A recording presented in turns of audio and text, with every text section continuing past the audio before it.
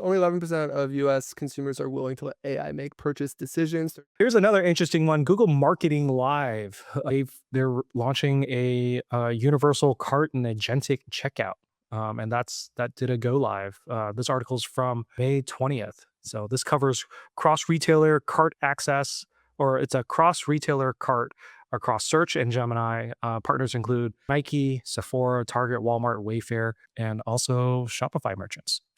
Interesting. Universal cart just means that you can just add, stuff from a bunch of different sites. Is that what that means? Or Yeah, I think so. It's like Google Shopping, and then you never have to leave Google. I feel like there is, we were talking about a study before that was kind of polling people on how they felt about using AI when it comes to like AI shopping. So like I'm looking at some of the data here. It's only 11% of US consumers are willing to let AI make purchase decisions. 31% were willing to allow AI to narrow choices for household supplies purchases, and 28% were willing to do so for personal electronics purchases.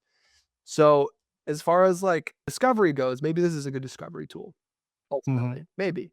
But and I could see how it kind of relates to, like, for example, if I were to go to Amazon or Walmart or one of these other big box e-commerce retailers, I could get a bunch of different stuff from different brands, put it in the same cart.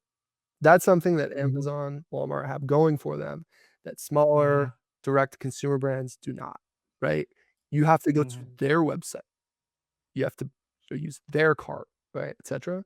It feels like it could be, in a way, from a certain perspective, a little bit democratizing in that way, where you can go to a bunch of different Shopify sites, add stuff to a unified cart, a bunch of D2C sites and add stuff to unified cart. Mhm. That's interesting to me. What do you think? Yeah.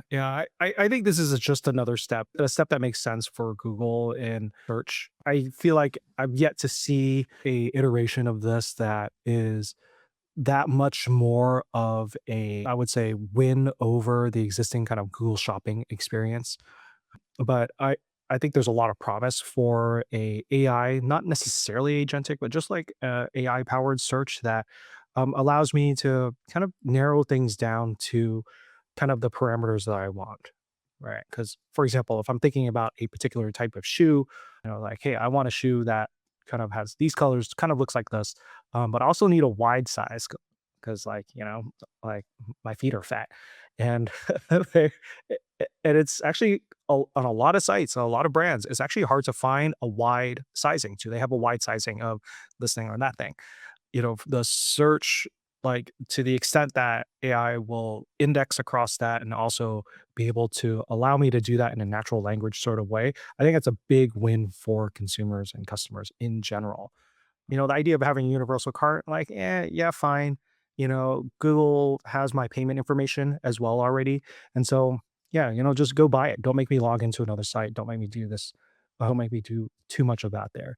And so I think that'll be interesting and actually a good customer experience from there.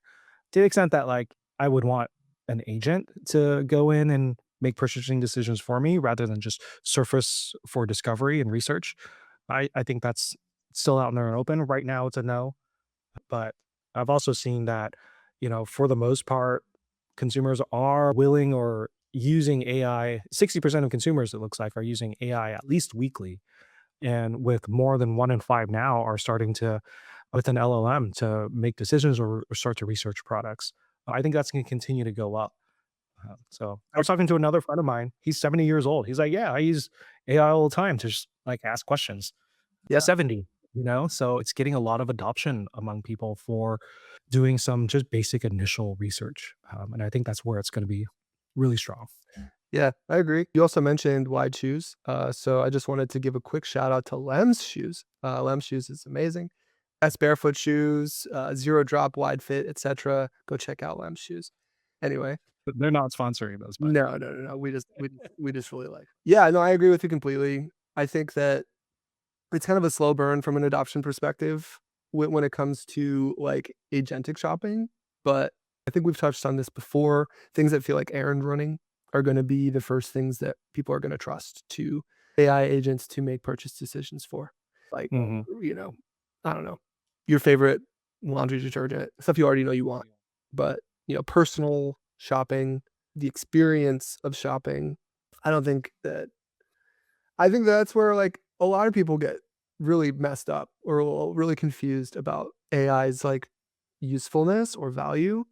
Like, on, like, the music side or art side, there's a lot of people who are, myself included, who I think I just find it hilarious that, Suno AI, which is a music AI tool, is something that, like, artists are actually gonna really, like, wanna use because the assumption is that artists don't enjoy making music.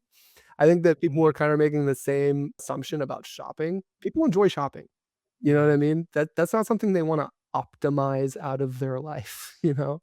Not everybody Mhm. thinks the same way about these things as, tech billionaires do or, like, very tech-minded people do, and then they think about optimizing every aspect of their life. Not most people don't think that way, Mhm. you know? Most Mhm. people enjoy shopping. Artists enjoy making art, otherwise they wouldn't be artists.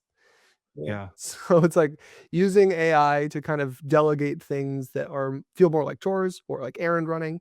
Absolutely, that makes sense. But using it to replace a experience that human beings like to have makes no sense.